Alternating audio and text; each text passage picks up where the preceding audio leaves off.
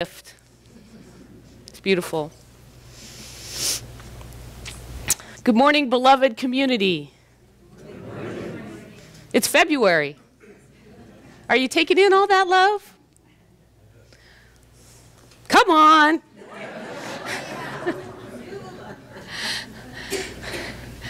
All right, you can be contemplative on this question.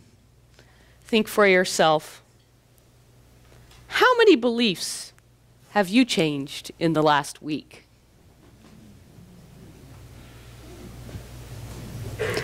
Or do you dare question your beliefs? Have you noticed how attached we become to our beliefs? There are wars over people's beliefs, yes? And it's not hard to see in today's environment, right? So, the lesson today is beliefs that hinder and beliefs that free. If you want to find out where your beliefs are that hinder you, will you be courageous enough to look at where in your life you feel bound and or limited? Could be financial, relationship, job, health, time, education, or, as the song denoted, do you live with unlimited love, joy, peace, abundance? If you don't live to the maximum with those, there's a limit. Where is that limit? Because that unlimited set of possibilities is available to you right here, right now. But our beliefs hinder the amount of the expression that we demonstrate in our life of those truths. All right. Couldn't wait to get to this part. Just contemplate and reflect for a moment. What happens as I pour this water into these containers?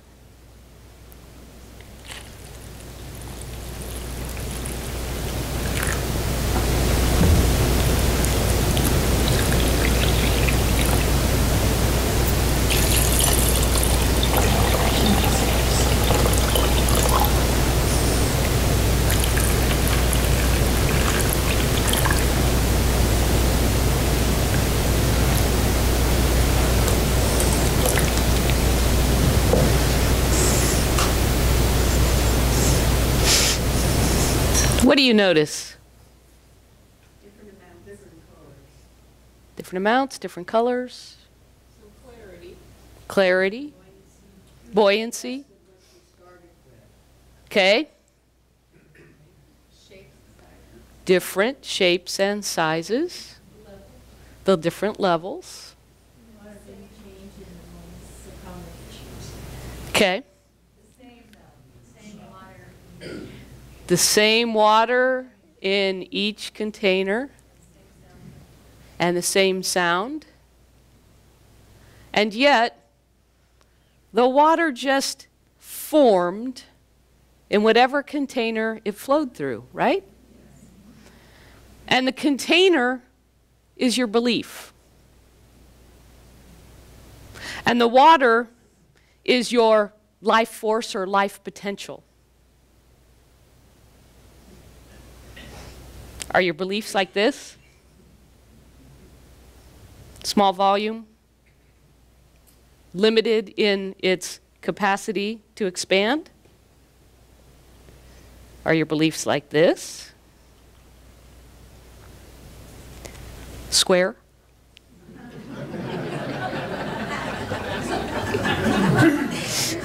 Or are your beliefs like this? And you notice, even in the container being your beliefs, the water still forms easily and fluid around those little marbles. So even the beliefs that live within the water moves around and forms around those rocks. So the expression of your life force takes many forms. Just look around the room, right?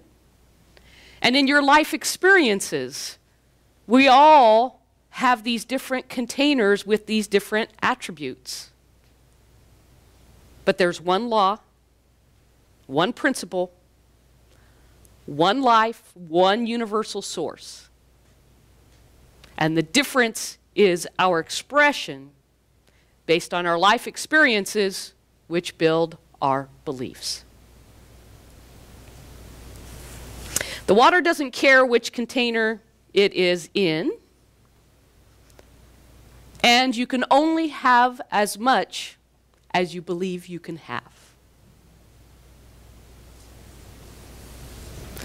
So the beliefs that hinder you confine the amount of good you can take in, and the beliefs that free you, that are aligned with the greater universal truth, are like the larger container. And I like to think that if we were enlightened, there would be no container and the water would just flow everywhere, right? So that's the potential.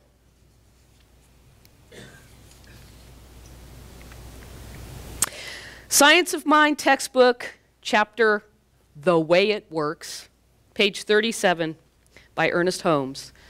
Our belief sets the limit to our demonstration of a principle, which of itself is without limit. It is ready to fill everything because it is infinite. So it's not a question of its willingness nor its ability. It is entirely a question of your own receptivity. How much can you believe?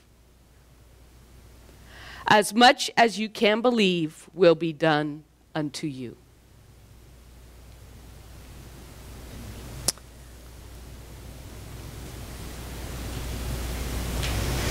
Now, belief actually comes in a range, and I'll give you an example. Hope, belief, and know. Now, the know that I'm talking about is not information and knowledge. The know is wisdom. I know by experience. So I hope I get a raise. I hope more income comes. I believe I am worthy and abundant. I believe there is more flow, and it is my greater good, and because I know I am one with it, it is demonstrated in my life. And of course, the demonstration is the knowing. When you see that supply change. Now, beliefs are not just fleeting thoughts, meaning I know that positive thinking and affirmations for some, oh, that's just woo-woo. And the reason why that is because how many thoughts do you think we think per day? Lots.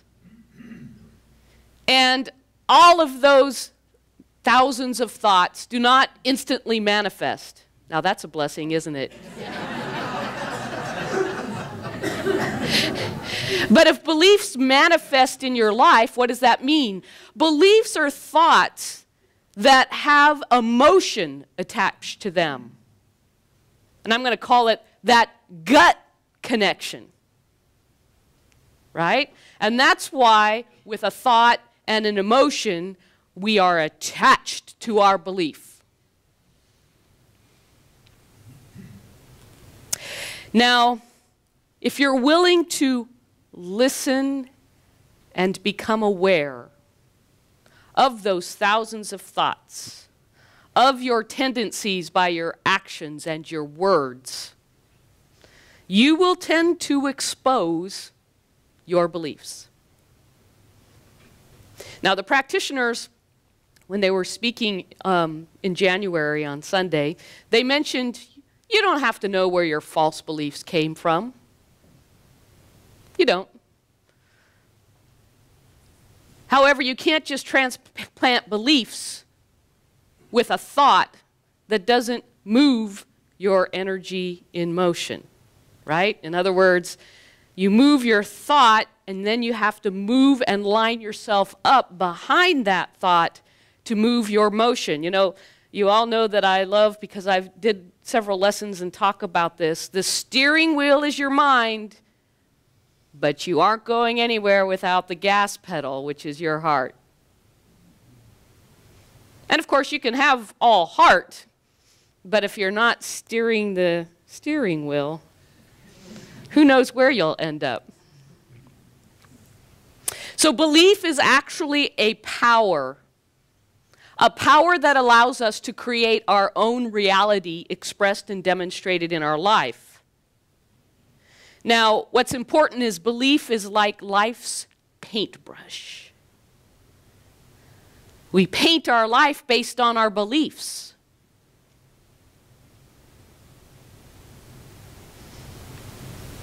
We look for things in the world that reinforce our beliefs.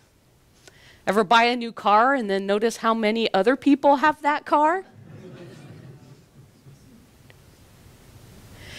So that's just one example of how we create our reality, because we are looking for things that reinforce our belief. But there's always more than one perspective, is there not?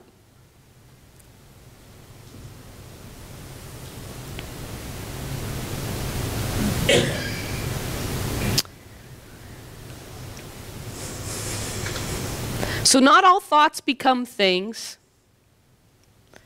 Beliefs have strong feelings and emotion tied by them, and by those things, that is the law of attraction, as the trend may be. You know, we can all rename our principles. Science of Mind has talked about love and law since 1936. And as we speak with the language today in the law of attraction, it is understanding that by our belief, things move into our subconscious. And so that's why positive thinking and affirmations sometimes get a bad rap. Because it's not just about yapping, chattering, and saying the words or having the positive thinking. You have to move your subconscious. You have to plant the seed in the soil and nurture that. You can plant a seed in the soil, but if you don't water it and fertilize it, it doesn't grow. So when moving our beliefs from that which limit us or hinder us, those thoughts that are closer aligned to universal truth will automatically feel freer and expand.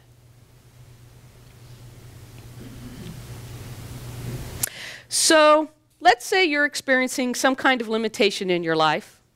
And I always like to use finances because it's less personal. Let's say you believe you don't have enough income. How do you transform that? There's 4 steps, or 4 things that you can do. The first one is you must practice awareness. If you're not aware of your thoughts, words, and actions, then no matter what you believe, well, let me say it this way. If you're not aware of your thoughts and your words and your actions, then you're not aware of the beliefs that you are living on top of, that are your foundation. So it's going to be pretty hard to move a belief if you think you already know it all.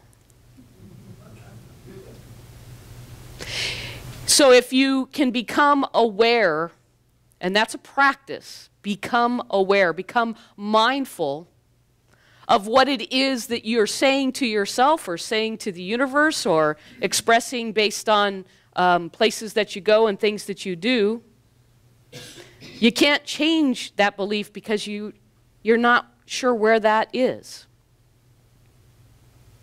So I've been an administrator for more than 25 years now, and of course have had lots of employees. And a very difficult time is when they insist, I'm doing the same job and I'm doing the same thing, but I need you to give me a salary increase. Now, the government institutions and the university doesn't work quite like that. But I can't tell you how many times that people were fixed on exactly where their unlimited income was supposed to come from. In other words, I'm fixed on one channel, and that's you, and you stand between me and a raise. Now, of course, you can't practice, so to speak, science of mind, but you can by basically asking lots of questions of the individuals. And of course, you may not use the same language, but God is your source, and this job is one channel of unlimited possibilities. And of course, what people immediately would jump to is, I'm already doing this job full time. I can't do another job. What's the belief there? That money only comes through jobs and only comes based on the amount of time I have. Tell me what's false about that. Closes the door on lots of other possibilities. Yeah, is your income tied by time, the amount of time you spend? I would say not, based on, you know, even CEOs. They may work their 50, 60 hours, but there's a wide range of income that comes that is not limited by your time. And then, oh, money is limited based on the work that I do. Work! I need to work harder for more income.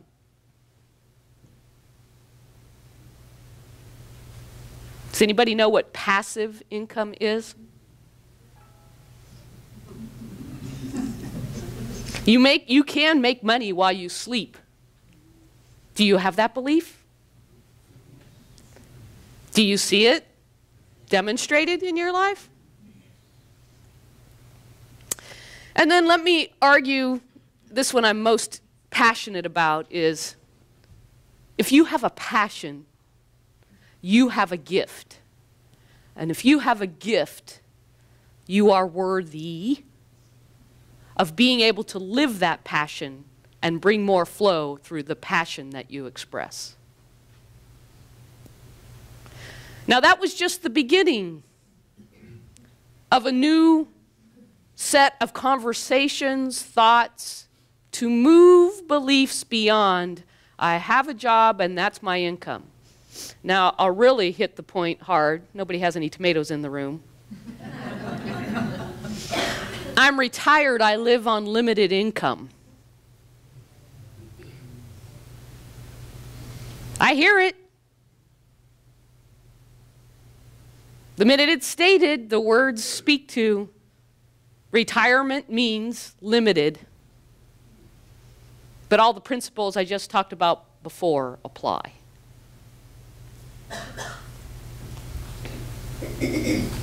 So the first was practice awareness. The second is give up your need to be right and or comfortable. Yeah, I know. There you go. Sometimes we don't go back to ponder what it is we think we know.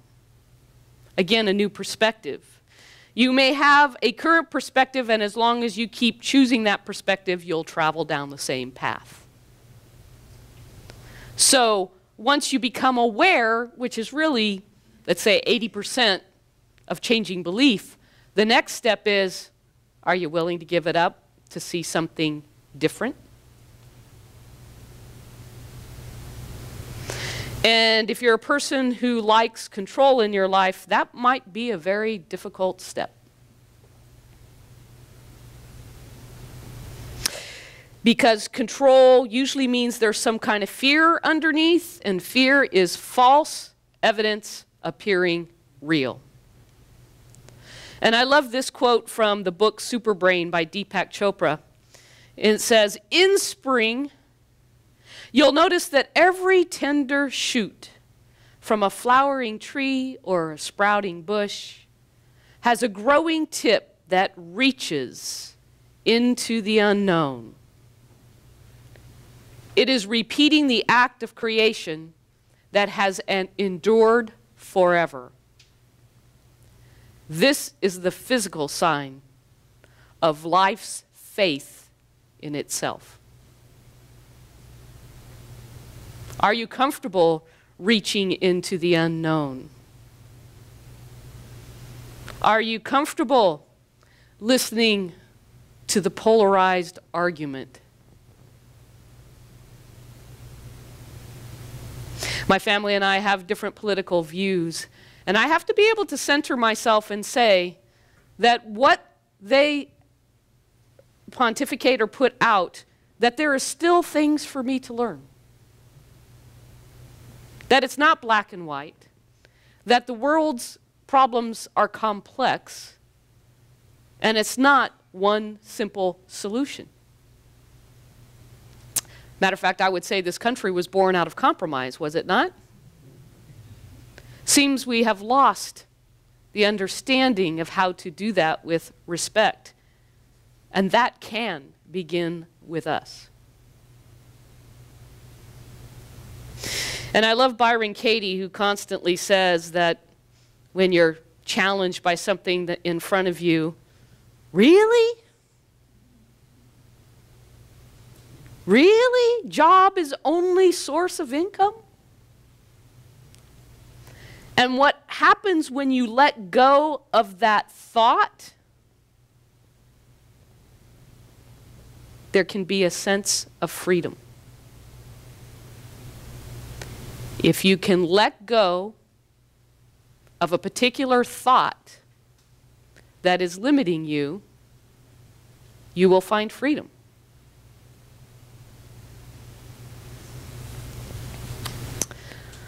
The third step, which may sound easy, love yourself unconditionally.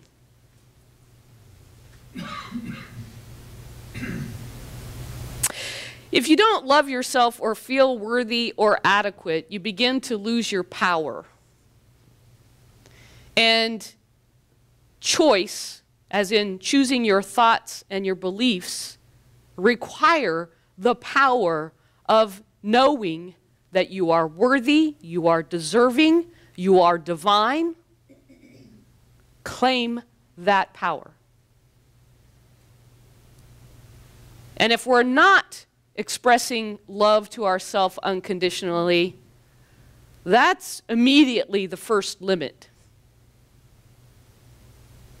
So even working very clear on how much, how deep, and how you express the love for yourself is a very important foundation to moving any belief.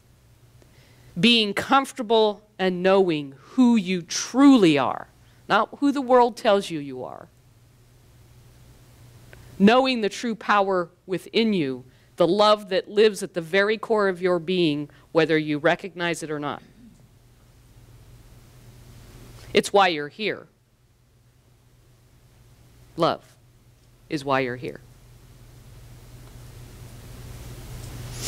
And the last step I'm going to express is, in order to change your beliefs, to create a new dream. And I'm specific about, yes, begin with your imagination and begin visualizing. There is power there. And I like to say create a new dream for lots of reasons. Usually when we say dream, we don't usually start out with lack and limitation, do we? In other words, it's the first place to go, where maybe you can get a new sense of freedom by beginning to paint a new picture. And usually in the dream, there is a sense of freedom, a sense of recreating, a sense that you can pick and choose with this paintbrush what you would like to see demonstrated in your life. And lo and behold, you may discover that there are so many more opportunities around you for income that you never saw it. until you allowed yourself to open to it.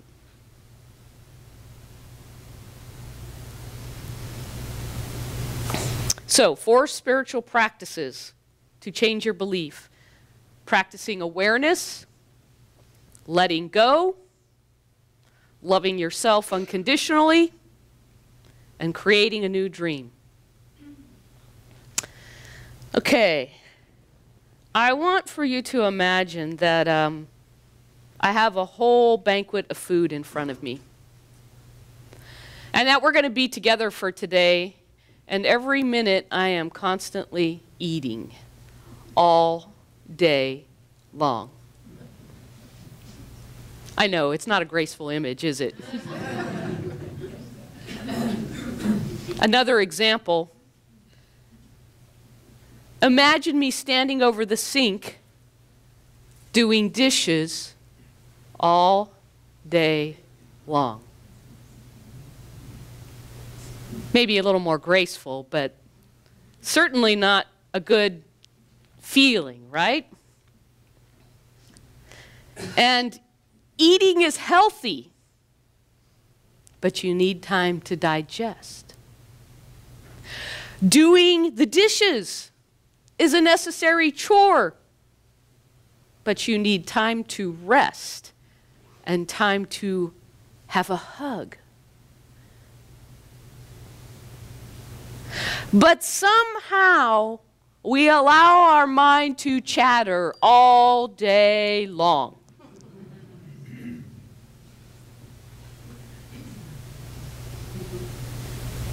What I'm trying to enforce here is the spiritual practice is loving yourself. Thinking is needed, but when there's no pause, there's no digestion of life, no digestion of your experience. No time to just be love, and be loved.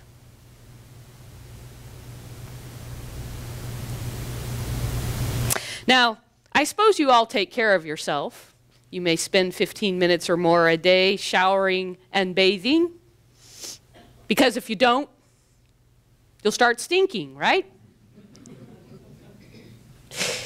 And if you don't take 15 minutes to do your spiritual practice, you'll start stinking thinking.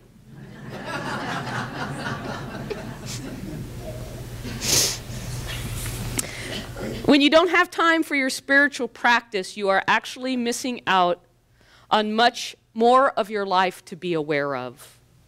You can have a deeper awareness about your life, therefore spotting the false beliefs that hinder you and learning to create new beliefs that free you. There's an app for your smartphone called Track Your Happiness. And Connie had actually shared with me a story from NPR, a podcast called Simply Happy.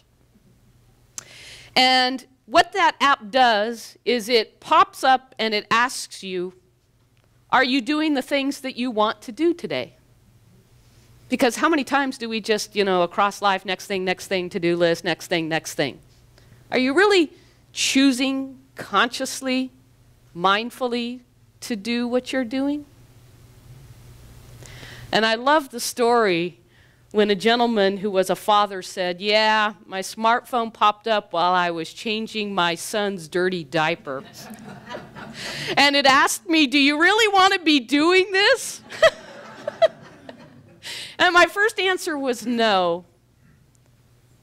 But as I contemplated it, of course I want to love my son. Do you understand the difference between those two thoughts? And just doing, dirty diaper, next thing, versus, yes, I'm doing this because I love.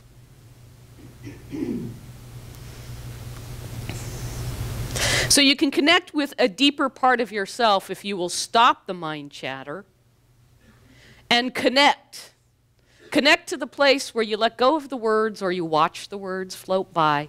You just become a witness to what it is your mind is thinking and doing and come back to your breath, where there is no thing and yet connection to all things. It does take practice, but when you can do meditation, you will find more space for freedom, digesting more of your life and life experiences.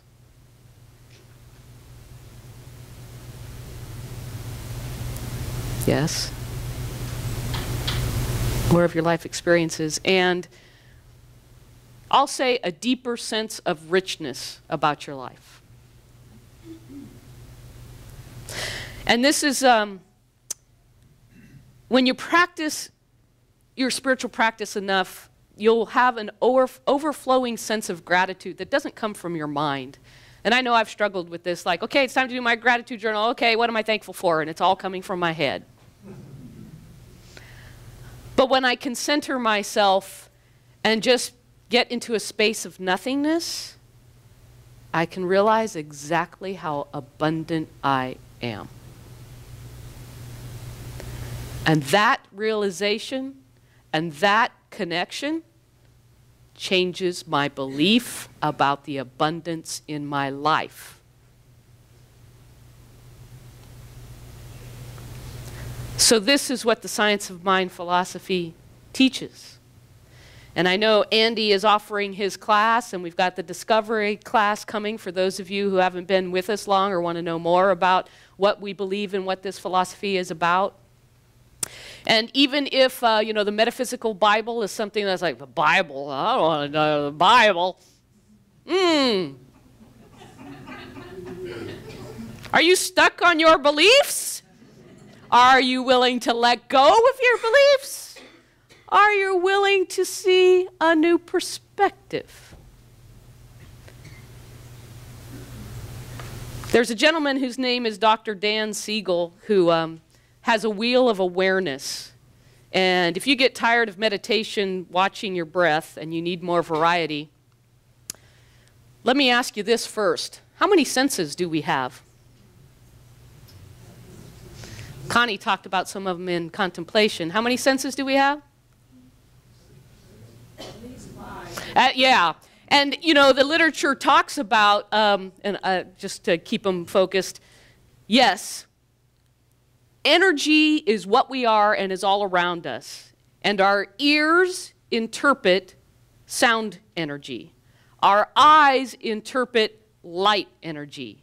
Our mouth, tongue, and our nose, fragrance, smell, and taste.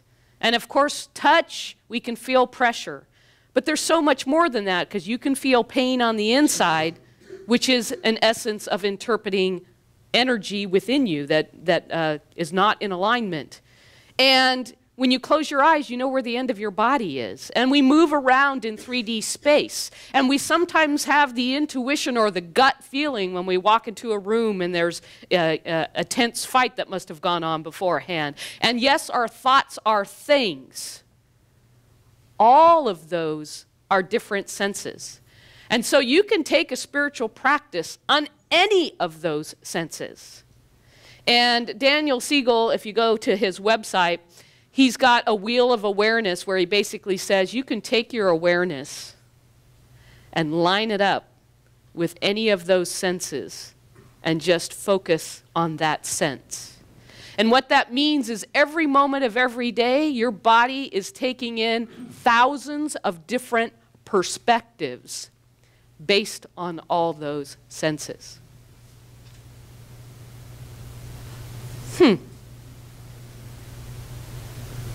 Do we leverage that for a new point of view? If you have health challenges, your body's trying to tell you something. John Kabat-Zinn has a wonderful book. I'll do some more on that later. But why is it that mindfulness-based stress reduction is working for a lot of people? Because they start listening to their body which is the wisdom within you, that your brain may not be able to rationalize, but your body's wisdom is speaking to you.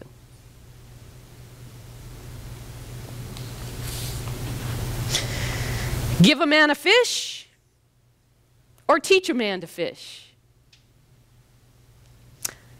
I can be here every Sunday giving an inspirational lesson because inspiration is our theme for 2017. But I can't teach you about your own specific limitations or your own hindering beliefs. You have to do that practice yourself.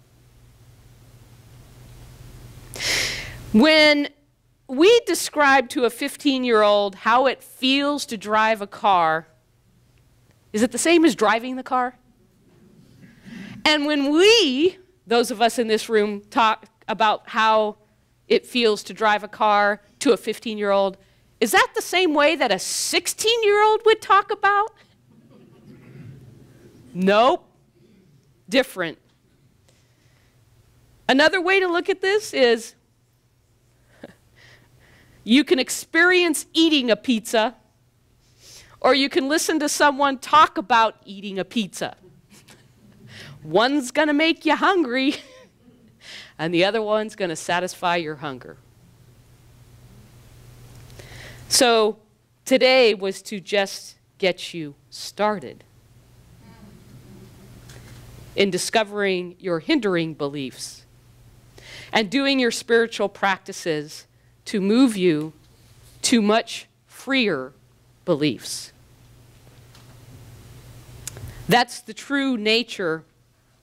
Your experience and experiencing more freedom every day by discovering your true nature happens by letting go of those things that you already believe about your life and discovering new things. And that's what is meant by, through your spiritual practice, through the renewing of your mind and heart every day, you can express your higher potential. So I want to end with, yes, an affirmation if you'll repeat after me. I love being me. I love being me. I love being me. I love being me. It's funny how you mimic me. I love being me. I love being me. By choosing to believe. By choosing to believe. Those thoughts that free me. Those thoughts that free me. I let go of beliefs that hinder me. I let go of beliefs that hinder me. I am free to choose how to believe. I am free to choose how to believe. Namaste.